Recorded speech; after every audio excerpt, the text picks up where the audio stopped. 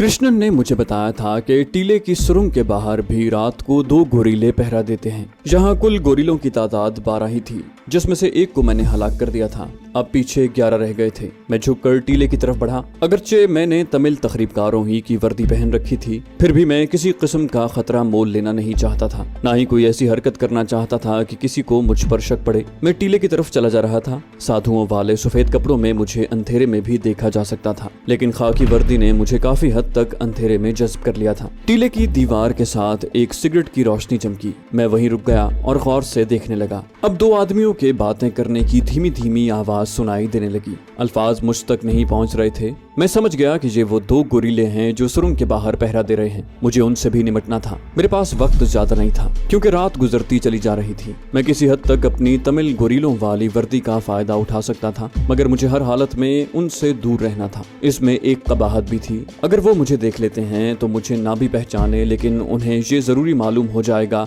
कि मैं उनमें से नहीं हूँ। हो सकता था कि उनका लीडर इल्लम भी यहीं कहीं सो रहा हो। मैं झुका झुका टीले की पश्चिमी दीवार के पास आ गया। मुझे सुरंग का गार नुमा दरवाजा अंधेरे में नजर आया, जिसके आगे लकड़ी का खोखा डाले 2 गोरीले बैठे सिगरेट पीते हुए आहिस्ता आहिस्ता बातें कर रहे थे। उनकी स्टेन गन्ने उनके पास ही जमीन पर पड़ी थी। मैं सोचने लगा कि इन पर काबू पाने की क्या तरकीब हो सकती है। फायर मैं नहीं कर सकता था, दोनों को बैक वक्त हलाक नहीं कर सकता था, और मेरा गार के अंदर जाना भी बहुत जरूरी था। मैं इन दोनों गोरीलों की तरफ टिकटिकी बांधे देख रहा था। मेरा जहन बर्क रफ्तारी से किसी मुनासिब तरकीब की तलाश में था कि कुदरत ने खुद ही मुझे एक सुनहरी मौका फराहम कर दिया। उन दोनों में से एक तमिल गोरीला सिगरेट फेंक कर उठा और अपने साथी को कुछ कहकर उस तरफ आने लगा जिधर मैं झाड़ियों में मौजूद था। मैं फौरन समझ गया कि वो इधर किस मकसद के लिए आ रहा है। मैं जल्दी से एक दरख्त के पीछे हो गया। मैंने सांस रोक लिया। वो मेरे करीब ही एक झाड़ी की ओट में आकर खड़ा हो गया। उसका मुंह दूसरी तरफ था। वो अपनी जो हाजत रफा करने आया था उसमें उसे 1-1.5 मिनट से ज्यादा वक्त दरकार नहीं था।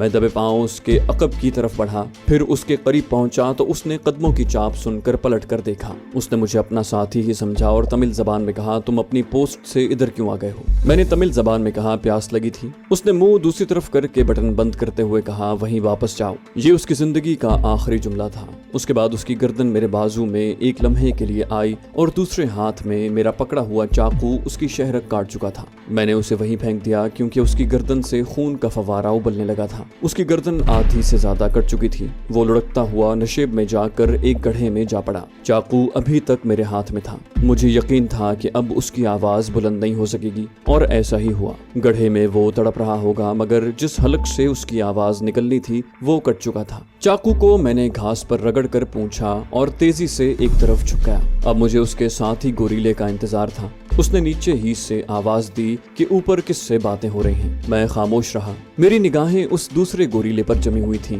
वो भी सिगरेट पी रहा था। उसने 1-2 बार जमाई ली, सिगरेट जमीन पर फेंक कर पांव से मसला और खोखे पर से उठते हुए आहिस्ता से बोला, तुम क्या कर रहे हो ऊपर? मैं फिर भी न बोला। अब दूसरे गोरीले को कुछ तशवीश हुई कि कहीं उसका साथी बेहोश न हो गया हो, या उसे सांप वगैरह ने न काट लिया हो। वो लंबे लंबे डग भरता ऊपर की जानिब बढ़ा। मैंने एक दरख्त की ओट में खड़े होकर एक खास पोजीशन बना ली। उसी जगह से मुझे उस पर हमला आवर होना था। उसने स्टेन गन अभी तक कांधे पर ही लटकाई हुई थी। जो ही वो अंधेरे में मेरे करीब से गुजरा, मैंने पूरी ताकत से अपना बाजू उसकी ठोड़ी के नीचे मारा। ये ज़र्ब नीचे से ऊपर की जानिब थी और इतनी शदीद थी कि दुबला पतला तमिल तकरीबकार पिछाड़ खाकर पीछे की तरफ गिरा। उसके गिरने से पहले मैं उसका गला दबोच चुका था, और मेरे जैसे मजबूत जिस्म वाले ट्रेंड कमांडो के हाथ की ज़र्ब सहना इनके बस की बात नहीं थी। मैंने फौरन उसकी स्टेन गन और मैगजीन बेल्ट अपने कब्जे में कर ली और तमिल तकरीबकार को एक बार फिर चेक किया। उसमें अभी कुछ सांस बाकी थे। मैं उसे जिंदा नहीं छोड़ सकता था। उसे अगली दुनिया में पहुंचाने के लिए मुझे मजीद 2 मिनट लगे।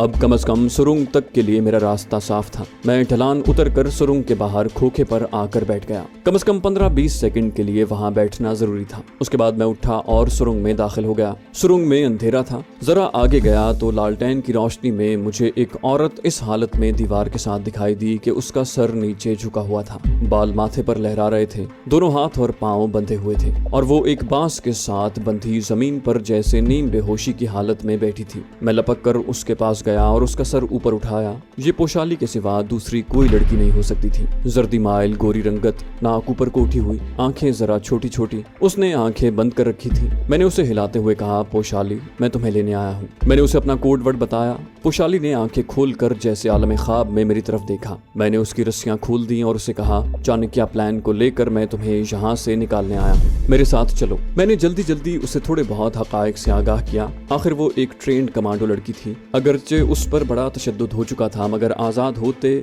और मेरी बातें सुनते ही वो उठ खड़ी हुई। उसने उर्दू में मुझे आहिस्ता से कहा, क्या तुमने लीडर को कत्ल कर दिया है? मैंने उसे बताया कि लीडर से मेरा सामना नहीं हुआ। उसने मैगजीन बेल्ट अपनी कमर के गिर्द लपेटी, स्टेन गन का मैगजीन खोलकर चेक किया और उसे सीधे हाथ में उठाकर बोली, मैं इनमें से किसी एक को जिंदा नहीं छोड़ना चाहती। मैंने उसे समझाने की कोशिश की कि हमारा मिशन वहां से फरार होना है, इन लोगों को कत्ल करने में वक्त जाया नहीं करना। पोशाली ने तेज लहजे में कहा, कोई वक्त जाया नहीं होगा, मैं जानती हूँ ये लोग कहाँ होंगे। 3 तुमने हलाक कर दिए हैं, बाकियों को मैं जहन्नम में पहुंचाऊंगी, तुम मेरे पीछे आओ। पोशाली वाकई एक माहिर और जुर्रतमंद कमांडो लड़की थी। असलहा हाथ में आते ही वो शेरनी बन गई थी। वो गन लिए झुकी झुकी सुरंग के दरवाजे पर आ गई। उसने दाएं जानिब देखा, फिर हाथ से मुझे पीछे आने का इशारा किया। स्टेन गन अब उसने दोनों हाथों में पकड़ ली थी। पोशाली कमांडो उस कते की तरफ बढ़ी जिसके बारे में मुझे तमिल नौजवान ने बताया था कि रात को इल्लम और उसके साथी वहां सोते हैं। वहां नारियल के एक ऊंचे छप्पर के नीचे घास पर तकरीबन बाकी सारे के सारे तमिल तकरीबकार पड़े गहरी नींद सो रहे थे।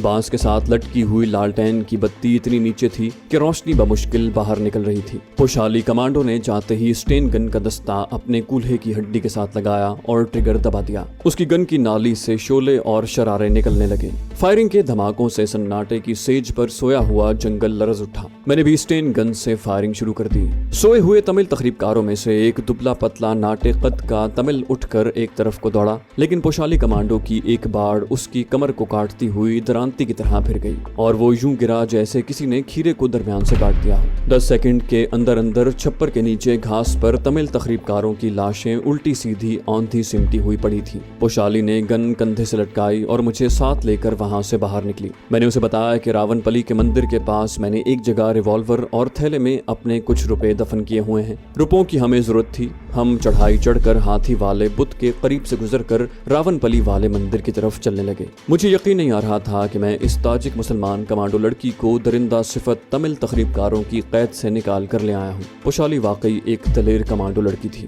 उसके रवैये में मुझे संगदिली का एक पहलू भी दिखाई दिया। शायद ये संगदिली उस तशद्दुद और बर्बरियत का नतीजा थी जो कभी रूसियों ने और बाद में इन तमिल दरिंदों ने उस पर रवा रखी थी। हम दरख्तों के नीचे से होकर रात के अंधेरे में खंडर की तरफ चले जा रहे थे। पोशाली कमांडो एक मैली सी पतलून और नीम आस्तीनों की शर्ट में थी। उसके बटन उसने ऊपर तक बंद कर रखे थे।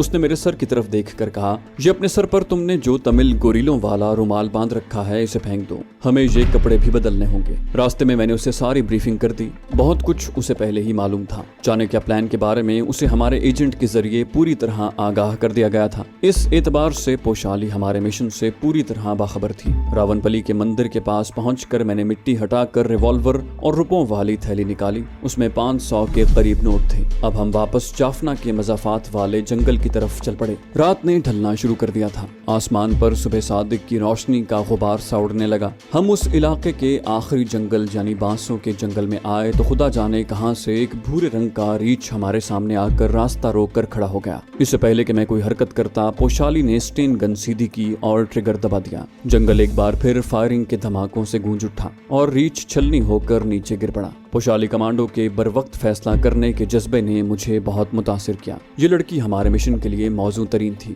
जब मैंने ताजिक मुसलमान कमांडो लड़की पोशाली को बताया कि अब हम जंगल से निकलकर जाफना के मजाफात में दाखिल होने वाले हैं तो वो रुक गई। उसने स्टेन गन मैगजीन की पेटी उतार कर जमीन पर रख दी। बोली, तुम भी असलहा उतार दो, हमें ये सब कुछ इसी जगह फेंक देना होगा। ये असलहा इन तमिल तकरीबकारों ने श्रीलंका के फौजी गैरिजन से चुराया हुआ है। मैंने भी स्टेन गन और मैगजीन की पेटी जमीन पर रख दी। हमने सारा असलहा एक जगह गड्ढे में फेंक दिया। वो कहने लगी, हमें शहर पहुंचकर अपना लिबास भी बदलना होगा। तुम्हारी खाकी पतलून और शर्ट पर किसी को एतराज तो नहीं हो सकता, मगर शक पड़ सकता है क्योंकि तमिल तकरीबकार आमतौर पर ऐसी ही खाकी वर्दी में होते हैं। यहाँ की पुलिस को भी मालूम है। पोशाली का नुक्ता बड़ा गौर तलब था। जाफना के मज़ाफ़ात में पहुंचते पहुंचते दिन निकल आया। चारों तरफ दिन की सफ़ेद चमकीली रोशनी फैल गई। इस रोशनी में मैंने इस समरकंद की मुसलमान दलेर कमांडो लड़की पोशाली के चेहरे का जायजा लिया। उसके चेहरे पर एक बेबाकाना पुख्तगी थी और आंखों में अज़्म की चिंगारियां निकलती महसूस होती थी। उसने मुझे अपनी गर्दन और बाजुओं के जख्म दिखाए जो हिंदू तमिल तखरीबकारों ने उसे लगाए थे। वो कहने लगी,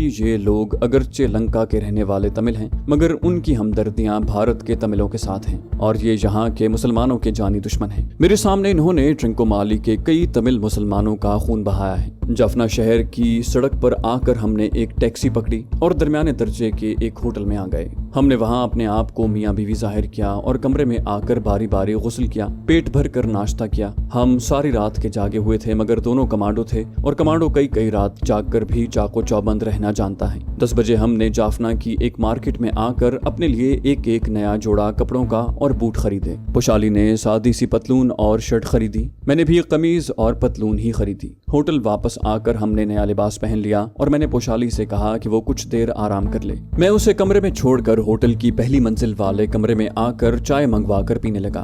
बैरे से मैंने मालूम कर लिया कि कोलंबो जाने वाली गाड़ी शाम को जाती है। घंटे 1.5 घंटे बाद मैं कमरे में गया तो पोशाली अभी तक गहरी नींद सो रही थी। खुदा जाने बेचारी कब की जागी हुई थी। कमांडो चाकू और भरा हुआ रिवॉल्वर और फालतू गोलियां उसके सरहाने के नीचे रखी हुई थी। मैं खिड़की के पास कुर्सी पर बैठकर सिगरेट पीने लगा। दरवाजे को मैंने बंद करके अंदर से कुंडी लगा दी थी। कुर्सी पर बैठे बैठे मुझे भी नींद आ गई। मैंने सिगरेट खिड़की से बाहर फेंका और आंखें बंद कर ली। मैं भी सो गया। आंख खुली तो धूप खिड़की से जा चुकी थी। मैंने घड़ी देखी, 2 बज रहे थे। मैं जल्दी से उठ बैठा। बाहर किसी ने दरवाजे पर दस्तक दी। मैंने पूछा कौन है, तो एक लड़की की आवाज आई। वो पूछ रहा था कि खाना किस वक्त लाऊं। मैंने कहा कि खाना ले आए। फिर मैंने पोशाली को जगा दिया। पोशाली आंखें खोलकर मुझे यूं देखने लगी जैसे पहचानने की कोशिश कर रही हो। फिर मुस्कुराई और बोली, मैं कितनी देर सोई हूँ। उसने मुंह हाथ धोया। इतने में लड़का खाना ले आया। हमने मिलकर खाना खाया। मैंने पोशाली को बताया कि ट्रेन शाम के 7:15 बजे चलेगी। पोशाली के बाल सफेद थे जिनको गर्दन के जरा नीचे तक तराशा गया था।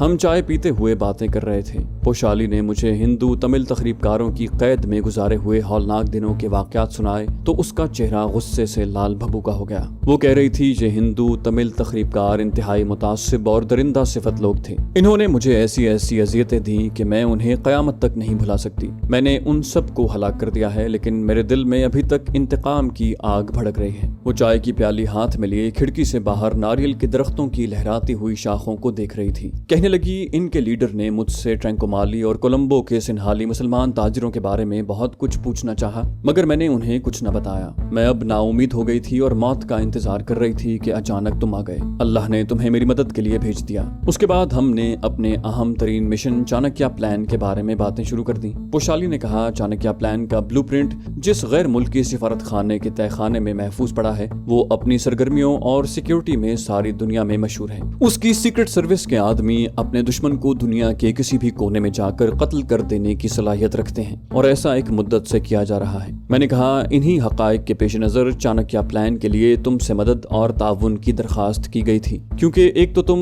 उन्हीं के मुल्क की रहने वाली हो, दूसरे एक ट्रेंड कमांडो भी हो। पोशाली ने मुस्कुराते हुए चाय की प्याली मेज पर रख दी और बोली, कमांडो तो तुम भी बड़े जबरदस्त हो। मुझे तुम्हारे बारे में भी ब्रीफ कर दिया गया था। मैंने फौरन कहा, अगर तुम कहती हो तो मान लेता हूँ, क्योंकि तुम वाकई एक मिसाली कमांडो लड़की हो। तुम्हारी महारत का सबूत तो तमिल तखरीबकारों के जंगल में ही मिल गया था। बहरहाल अब हम दोनों को एक साथ चाणक्य प्लान जैसे नाजुक और बेहद जरूरी मिशन का आगाज करना है। क्या मैं पूछ सकता हूँ कि हम अपने मिशन का आगाज कहाँ से और किस अंदाज में करेंगे? पोशाली अपनी प्याली में चाय उंडेल रही थी। एक लम्हे के लिए वो कुछ न बोली, फिर बगैर चीनी के चाय का एक हल्का सा घूंट भरकर बोली, ये तफसीलात कोलंबो जाकर ही तय हो सकती हैं। अभी मेरे जहन में ऐसा कोई मंसूबा नहीं है। क्या तुम्हारे पास कोई स्कीम है? मैंने कांधे उचकाकर कहा, स्कीम सोची जा सकती है। पोशाली ने मेरी तरफ देखते हुए पूछा, क्या तुम रूसी जबान बोल लेते हो? मैंने आहिस्ता से नफी में सर हिला दिया। वो खामोशी से चाय पीने लगी। उसके बाद पोशाली ने इस मौजू पर कोई बात न की। मैं भी खामोश रहा। गाड़ी के टाइम से हम थोड़ी देर पहले होटल से निकलकर रेलवे स्टेशन की तरफ रवाना हो गए। मेरे पास सिर्फ एक ब्रीफ केस ही था जिसमें मेरी कुछ सफरी जरूरियात की चीजें थी।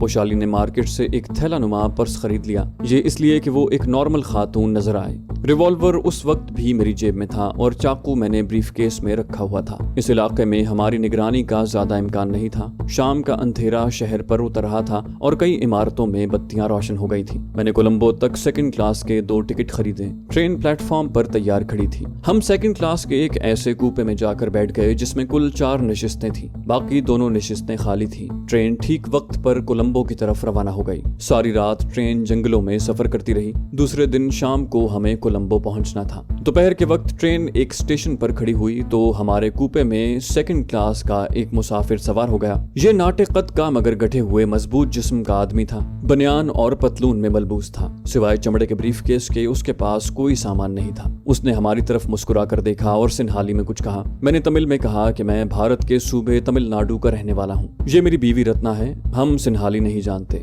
उसने पोशाली को नमस्कार किया और मेरी तरफ देखकर बोला, आपकी पत्नी तमिलनाडु की नहीं लगती, इनका रंग गोरा है। मैंने उसे बताया कि रत्ना तमिलनाडु की है मगर उसकी माँ ने शुमाली हिंद के एक एंग्लो इंडियन से ब्याह किया था। वो मुतमईन हो गया। उसने ब्रीफकेस में से सिगरेट का पैकेट निकाल कर मुझे पेश किया। मैंने माजरत चाही कि मैं सिगरेट नहीं पीता। सिगरेट का पैकेट मेरी पतलून की जेब में भी था, लेकिन चूंकि किसी अजनबी से सिगरेट लेकर पीना खतरनाक हो सकता था, इसलिए अब मैं कोलंबो तक अपना सिगरेट भी नहीं पी सकता था। उस मुसाफिर को कोलंबो जाना था। वो सिन्हाली था और उसने अपने आप को कोलंबो की एक फर्म का एजेंट जाहिर किया था। पोशाली तमिल जबान जानती थी। वो मुझसे कोई बात करती तो तमिल जबान में। उस अजनबी सिन्हाली मुसाफिर के बारे में हमें इस किस्म का कोई शुबा नहीं था कि वो सीक्रेट सर्विस का आदमी है, मगर फिर भी हमें बेहद एहतियात की जरूरत थी। इसके लिए जरूरी था कि अगर कोई हमसे कुछ पूछे तो हम उसे मुकम्मल जवाब दें और उसकी तसल्ली कर दें। सफर में हमें ऐसा जरूर करना पड़ता था। शक्ल सूरत से ये अजनबी मुसाफिर बड़ा शरीफ और पढ़ा लिखा मुहज्जब आदमी लगता था। ट्रेन अपने सफर पर रवा दवा थी। ये ट्रेन ऐसी थी कि उसमें हर कंपार्टमेंट के आगे एक लंबी राहदारी यानी कॉरिडोर था। 4 बजे से पहर उस सिन्हाली ने चाय मंगवाई और हमें भी दावत दी। हम इनकार न कर सके।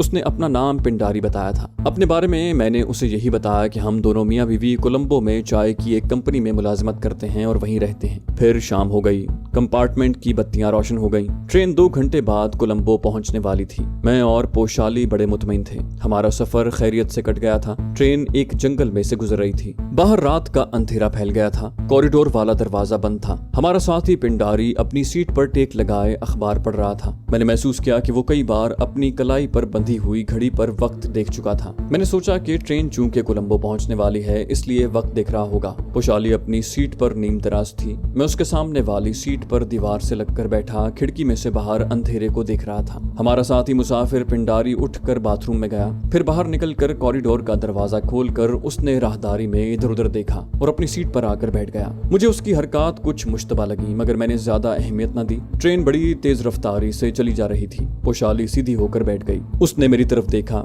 उसकी आंखें मुझे होशियार रहने का सिग्नल दे रही थी। मैंने जमाई लेकर अपनी जेब में हाथ डाल लिया। उस जेब में भरा हुआ रिवॉल्वर था। इतने में कंपार्टमेंट का कॉरिडोर वाला दरवाजा खुला और एक आदमी अंदर दाखिल हुआ। अंदर आते ही उसने दरवाजा बंद किया और बिजली जैसी तेजी से पिस्तौल निकालकर हमारी तरफ तान दिया और तमिल जबान में बोला, अगर जरा भी हरकत की तो गोली से उड़ा दूंगा। मैंने अपने साथी मुसाफिर की तरफ देखा तो इस दौरान में उसने भी अपने ब्रीफकेस में से पिस्तौल निकालकर हमारी तरफ तान दिया था और तमिल जबान में कहने लगा, जिस तरह हम कहें वैसे ही करना। उसने अपने ब्रीफकेस में से नायलॉन के 2 रुमाल निकालकर अपने नौवारिद साथी की तरफ उछाले। वो रुमाल लेकर हमारी तरफ बढ़ा। दोनों पिस्तौलों का रुख हमारी तरफ था। मैंने कहा कि वो हमसे क्या चाहते हैं। हम पुरअमन शहरी हैं। हमारे पास जो थोड़े बहुत पैसे हैं वो ले लें। खुदा जाने उन लोगों का मकसद हमें लूटना था या कुछ और। ये हमें मालूम नहीं हो सका क्योंकि उसके फौरन बाद वो हमारे कमांडो एक्शन की जद में थे। पोशाली पहले से होशियार हो चुकी थी। रिवॉल्वर मेरी जेब वाले हाथ में था। जो ही दूसरा आदमी रुमाल लेकर शायद हमारे मुंह में ठूसने या पोशाली के हाथ बांधने के लिए आगे बढ़ा, मैंने तेजी से जेब में से रिवॉल्वर निकालकर पहले वाले मुसाफिर पिंडारी की छाती में फायर कर दिया। रिवॉल्वर पर साइलेंसर पहले ही से लगा हुआ था। वो वहीं दोहरा हो गया। इतनी देर में पोशाली ने उछलकर एक ऐसी लात दूसरे आदमी की ठोड़ी पर मारी कि वो पीछे की तरफ गिरा। मैंने उस पर भी फायर कर दिया। गोली उसकी गर्दन में लगी और वो वहीं पड़ा रहा। पोशाली ने दूसरे मुसाफिर को खिड़की की तरफ घसीटते हुए कहा, इन्हें जिंदा न छोड़ना। मेरी पहली गोली पिंडारी के सीने में ऐन दिल के मकाम पर लगी जिसने उसका काम तमाम कर दिया। दूसरी गोली दूसरे मुसाफिर की गर्दन पर लगी। उसमें अभी थोड़ी सांस बाकी थी। पोशाली ने रिवॉल्वर मेरे हाथ से लेकर उस दूसरे डाकू या सीक्रेट सर्विस के आदमी के दिल के ऐन ऊपर रख कर फायर कर दिया। वो भी अगली दुनिया में पहुंच गया। हमने यके बाद दीगरे दोनों को खिड़की से बाहर फेंक दिया। ट्रेन उस वक्त पूरी रफ्तार के साथ अंधेरे में जंगल से गुजर रही थी। फर्श पर जो थोड़ा बहुत खून गिरा था उसे हमने नायलॉन के रुमाल से साफ करके रुमाल भी खिड़की से बाहर फेंक दिए। अब हमने पहले वाले मुसाफिर पिंडारी के ब्रीफकेस की तलाशी ली। उसमें हमें सिवाय जरूरी इस्तेमाल की चीजों के और कुछ न मिला।